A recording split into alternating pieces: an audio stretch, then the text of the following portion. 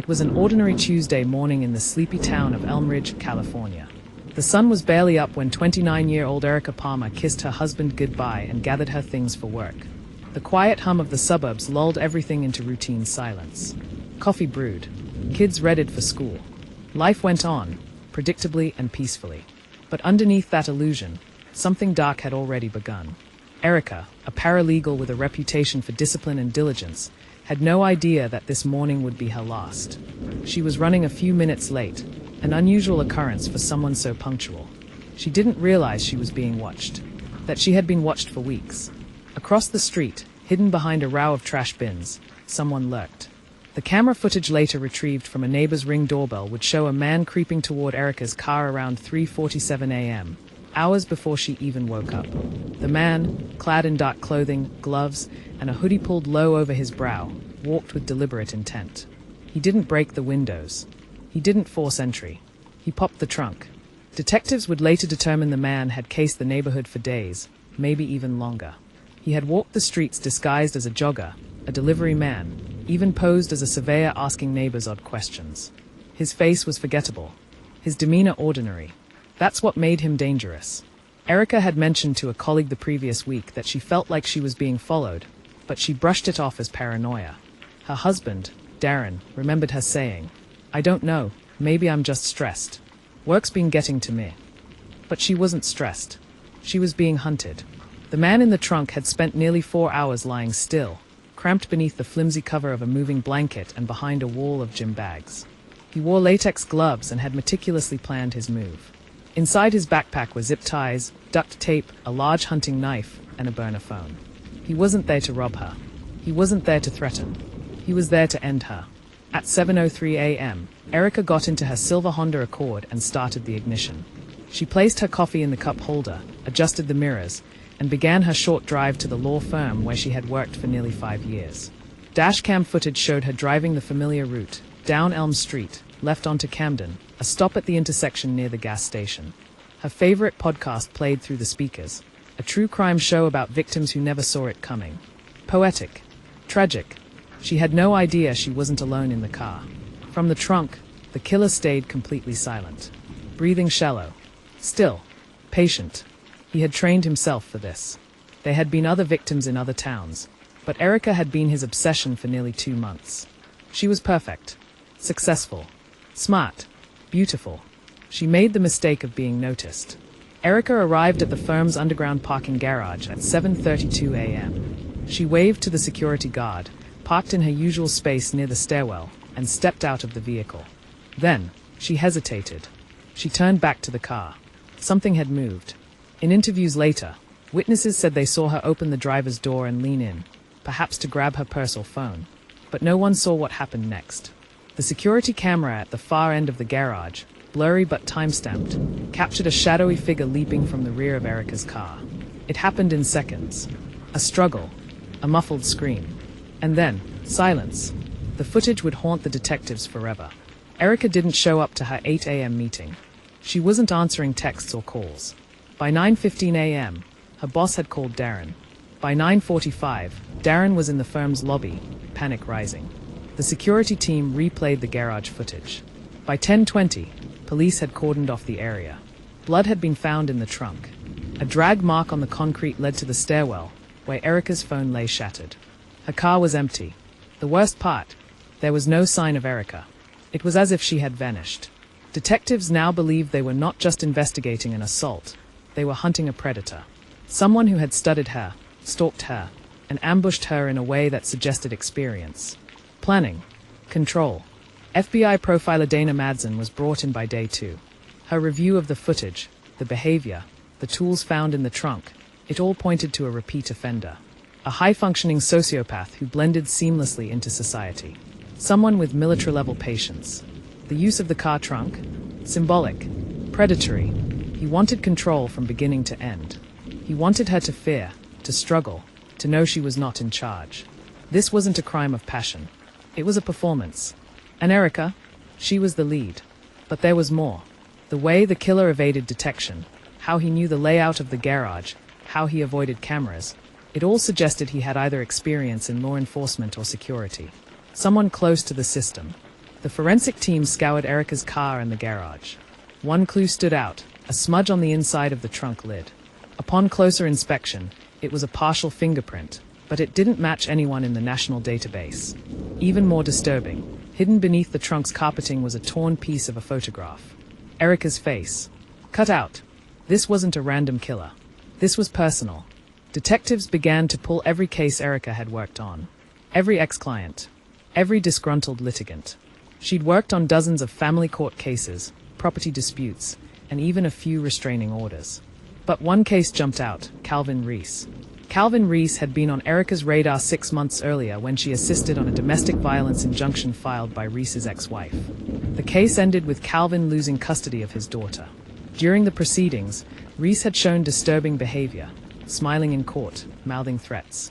Security escorted him out more than once. Erica had mentioned him in an internal memo. Reese gives me the creeps. There's something off. He watches everyone.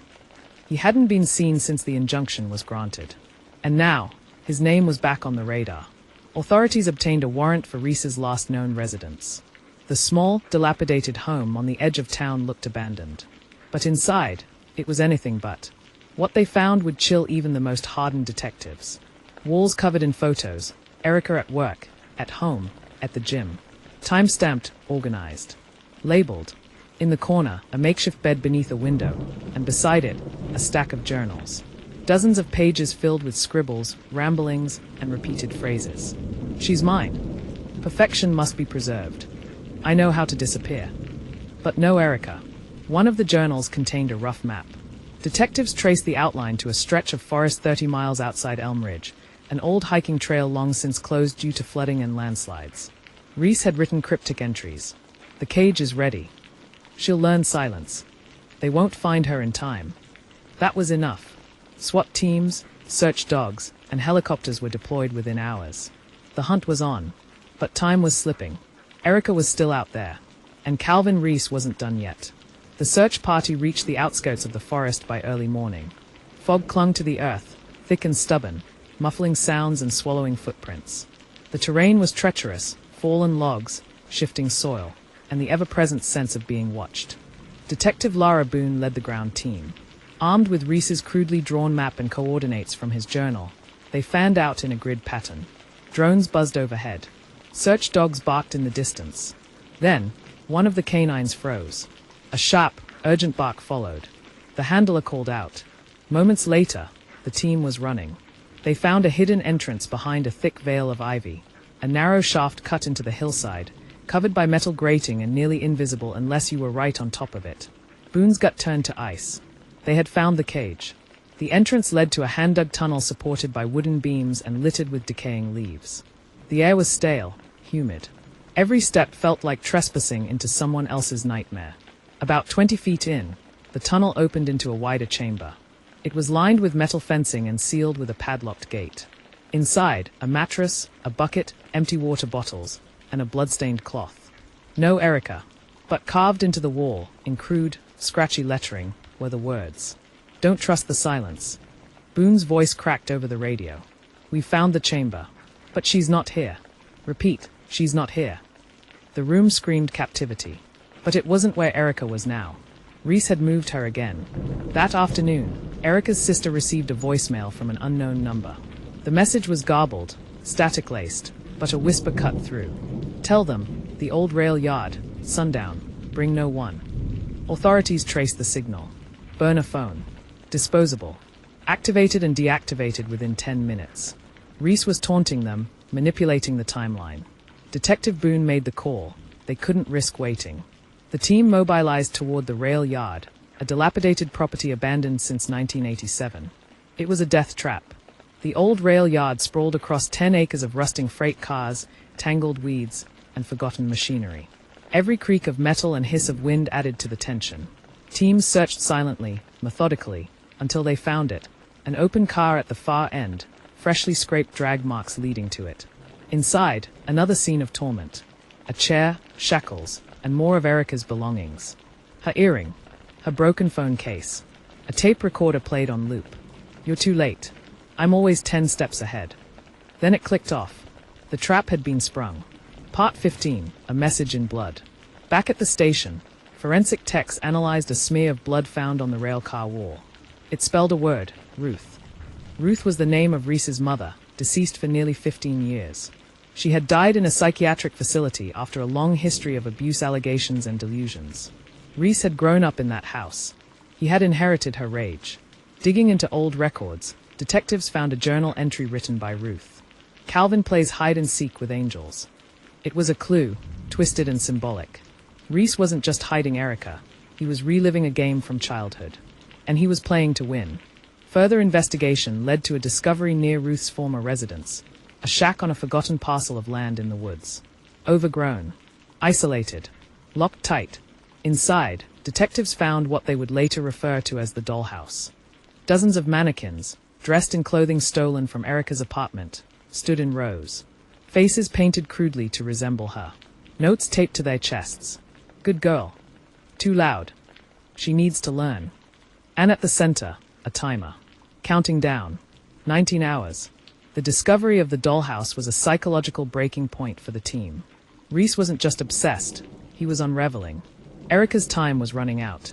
Boone brought in trauma psychologist Dr. Neil Kavanagh, who warned that Reese's fixation was reaching its final act. His losing grip on reality. If he feels exposed, the fantasy ends, so does she. The next message came as a taunt, a photograph delivered to the police station, postmarked just 2 hours earlier. Erica. Alive. Eyes wide in terror. Behind her, a new location, a windmill. There was only one in the region. The old Stanton windmill was located on the edge of an orchard 2 counties over. SWAT and tactical teams surrounded it by dusk. Boone gave the order, breach. Explosives blew the lock. Teams rushed in, clearing rooms, shouting commands. A scream. Upstairs.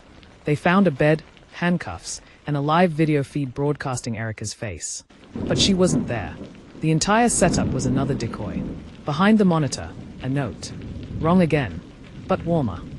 Digital analysts finally cracked Reese's burner phone records. Patterns emerged.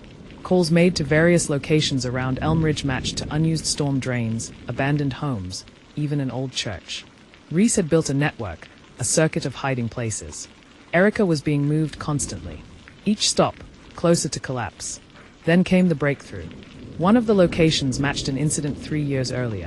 Another woman abducted, held for days, and released with no memory of her captivity. Her case had gone cold.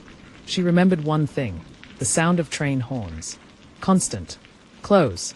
Cross-referencing the pattern, detectives zeroed in on a forgotten freight transfer station just outside Elm Ridge. Hidden behind warehouses, the building had been decommissioned for over a decade. At 3:12 a.m., the team breached. This time, they heard it, sobbing. Faint. Desperate. Erica. She was found in a locked container, malnourished but alive, wrists bruised, voice weak. She whispered, "He's still here." Suddenly, gunfire. A figure fled into the darkness. Reese. The manhunt reignited. He had vanished once more, but now Erica was safe.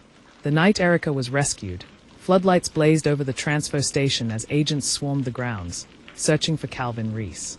But the man who had outwitted law enforcement for weeks vanished yet again, this time into the swampy stretch behind the loading bay. Dogs tracked his scent to the riverbank, where a small boat was missing from a dock. Reese had planned this exit. He was always one move ahead. In the command center, Boone stared at the map. He's not running. He's circling back. He thinks it's not over. She was right. At the hospital, Erica remained under tight protection. Though physically stable, her psychological trauma was profound. She suffered from flashbacks, sensory hallucinations, and deep fear of enclosed spaces. She told Boone, "He talked to me like I was his, like he was saving me from something worse." Reese had created a psychological prison as brutal as the physical one. Meanwhile, the media exploded with the story. Erica became a symbol of survival, but to Reese, she was unfinished business. Despite a federal manhunt, Reese's digital footprint remained non-existent. No online purchases, no credit card activity, no phone pings. He had effectively become a ghost. Analysts turned their attention to Reese's journals again. Specifically, the page Erica had torn out and hidden in her boot. On it, scribbled in blood, "It ends where it began." Boone whispered, "He's going home." Reese's childhood home, long since condemned, became the new center of the investigation. The team entered with extreme caution. Inside, they found a shrine, newly arranged. Photos of Erica, news clippings, even Boone's image tacked to the wall. At the center, a child's drawing of a house on fire, stick figures with excess over the eyes. "He's going to burn it all down," Boone said. "And take someone with him." Boone devised a plan. They leaked false intel through a press connection, saying Erica was being moved to a safe house outside town. It worked. A motion detector caught a figure near the transport van shortly after midnight. But it wasn't Reese. It was his accomplice, a man named Grayson Hart, former security guard, discharged from the army, and once enrolled in a therapy group with Reese. He confessed quickly. He said if I didn't help him, he'd make me watch the next one die. Through Grayson, they uncovered flash drives containing video files Reese had recorded. Not just of Erica, but others. Boone realized in horror there were more victims. In one file, a girl named Lila. Never reported missing. No police file. Just gone. They identified 4 total. The manhunt widened. Now, Reese was no longer just a kidnapper. He was a serial predator. Grayson admitted Reese used psychological games to control him, drawing on trauma from his military years. He revealed Reese's obsession with perfection, silence, and the transition. He said they needed to be transformed. That fear made them pure. Grayson had helped build the first cage, driven the car. But after Erica, he broke. He told me the last one would be different. A finale. Another note arrived at the station, inside a child's lunchbox dropped in the lobby. It read, "Tonight, her or the child." Along with the note, a photograph of a little girl. Boone's blood ran cold. The child matched a missing persons report from 3 days prior, 6-year-old Ava Lennox, taken from her front yard. Reese had escalated. With Hart's help, Boone identified Reese's final destination, a cabin in the national forest near Lake Dredge, once used as a firewatch station. Isolated. Quiet. Perfect. Helicopters were grounded due to a storm. The team traveled on foot. Inside the cabin, screams echoed. They found Ava tied to a chair, blindfolded but unharmed. Erica was there too, sobbing. She had followed Reese, convinced she needed to end it. And Reese? Gone. Boone caught him at dawn, 400 yards from the cabin, crouched in the mud, clutching a knife. "It was always about the silence," he muttered. They arrested him without a fight. But even in cuffs, Reese smiled. "You'll never really hear the screams, detective. Only the echo." As he was dragged away, Erica collapsed into Boone's arms. It was over. For now. 6 months after his capture, Calvin Reese sat in a maximum security courtroom, facing 17 federal charges, including kidnapping, attempted murder, and unlawful imprisonment. The trial drew national attention. Reporters camped outside the courthouse. The public wanted justice and answers. Erica was present every day. She never flinched as Reese took the stand, or when the prosecution played recordings of her cries for help. She held the hands of Ava's parents, the Lennoxes, through every excruciating moment. The defense tried to paint Reese as mentally unwell, but the jury saw through it. They saw a planner, a manipulator, a predator. Midway through the trial, prosecutors unveiled a new piece of evidence, a hidden hard drive recovered from Reese's final cabin hideout.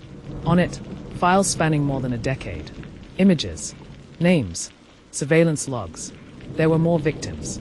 And most disturbing, a folder labeled future. Inside were photographs of people Reese had never met. Children, women, even law enforcement officials, including Boone. He had plans, detailed ones. When Erica finally took the stand, the courtroom fell silent. Her voice cracked only once. She recounted the sound of the trunk slamming shut, the suffocating fear, the days spent in silence, the promises Reese whispered in the dark. He told me I was his masterpiece. That silence made everything clean. She looked him dead in the eyes. "You're not a god. You're a coward." The jury was visibly shaken. After 13 hours of deliberation, the verdict was read, guilty on all counts. Reese showed no emotion.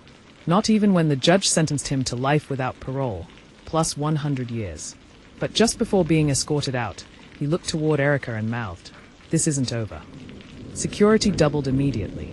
Though Reese was behind bars, his influence lingered. Followers on fringe message boards began idolizing him, sharing his writings, speculating on accomplices. Boone's team monitored dark web activity. One disturbing post read, "Reese opened the first door. We'll walk through the rest." Another simply said, "Echo, echo, echo." Boone refused to rest. She began tracing all known associates of Reese. Military records, therapy sessions, online forums. She found patterns. 2 disappearances previously ruled as accidents were reopened. Both victims had ties to the same veterans therapy group Reese attended. A new suspect emerged, Simon Vale, former Marine, discharged for misconduct. Lived 2 towns away. When questioned, Vale denied everything. But a search of his storage unit told another story. Chains, masks, recordings of women crying, and a book, Echoes of Silence, authored under a pseudonym but written in a style identical to Reese's journal. They had found a protege. Evidence pointed to a broader network, an ideology passed between disturbed men who idolized control, silence, and ritualized fear. Psychologists labeled it a silent cult. A manifesto, found in Vale's apartment, ended with the phrase, "We do not shout. We do not scream. We echo." Erica's face was on the final page. With mounting evidence of a wider group, the FBI issued a public warning. Citizens were urged to report any strange surveillance behaviors or unmarked packages. Meanwhile, Erica entered protective custody. She moved to an undisclosed location. But she refused to live in fear. In a public statement, she said, "Silence doesn't protect us. Speaking does." Despite every arrest, every lead, the danger still echoed. Boone closed her eyes one night to the sound of her phone buzzing. An email. No sender. Attached, a recording. A woman screaming. Followed by one chilling whisper. "Tell her I remember the dark." Boone stared into the screen. The echo wasn't over. With the emergence of the Echo Network, Boone and her team formed a federal task force dedicated solely to dismantling the cult-like group. Investigators tracked usernames, intercepted encrypted messages, and monitored obscure forums. What they uncovered was horrifying. The network had spread across at least 5 states. At least 8 confirmed abductions were linked to known Echo sympathizers. Most victims were chosen based on their silence. Women who lived alone, lacked family, or had reported being stalked but received no help. One of them was missing now. Her name was Tasha Colburn, 27, a librarian from Oregon who had vanished 3 days earlier. Her last known location? A parking garage. Just like Erica, Boone flew in personally. Security footage showed a man entering Tasha's car. No struggle. Just a pop of the trunk hours before she arrived. Echo was mimicking the original crime. And it was escalating. The task force brought in linguistics experts and cult behavior analysts. They broke down the messaging from Echo's manifesto and private communications. Patterns emerged. Ritualistic language.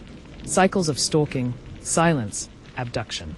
The end goal wasn't just terror, it was transformation. Victims were meant to become pure through silence, obedience, and fear. The network believed Erica had failed to transform. They were looking for someone new. Surveillance identified a man known only as the Handler, the online architect managing communications for Echo. His IP was traced to a remote farmhouse in Idaho. Boone led the raid. Inside, more mannequins, soundproof rooms, and Tasha, alive, chained, but defiant. When they caught the Handler, he laughed. "You can cut off one voice. The echo remains."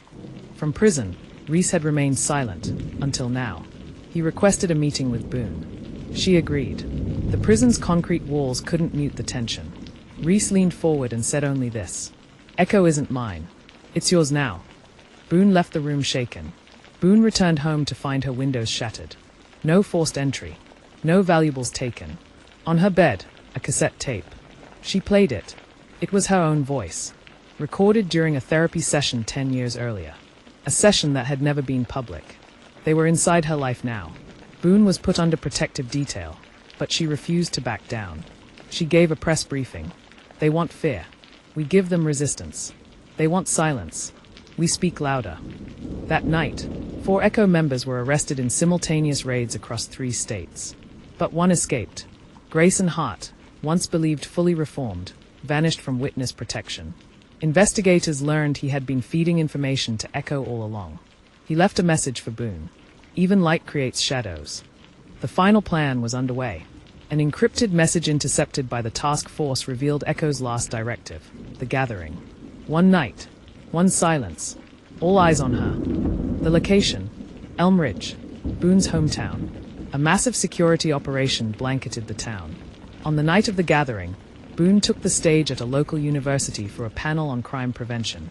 She spoke directly to them. "I know you're watching. I know you think you own fear. But you don't. We do. And we choose to end you." Moments after her speech, a coordinated strike took down the remaining cells of Echo. Dozens arrested. Grace and Hart captured. The files, the tapes, the network, all dismantled. Calvin Reese died in prison weeks later. Suicide. A final silence. Erica opened a foundation to support stalking and abduction survivors. Boone was awarded the Medal of Justice. And as for the Echo, it faded, but the scars remain. In every locked car. In every glance over the shoulder. In the silence that once hid a killer. White right pointing backhand index if this story gripped you. Don't forget to like, comment, and subscribe to True Crime Hub. Speech Balloon, share your thoughts below. What would you have done if you were Erica? Move a camera, stay tuned for more chilling deep dives into the darkest corners of true crime. Until next time, stay safe, stay aware.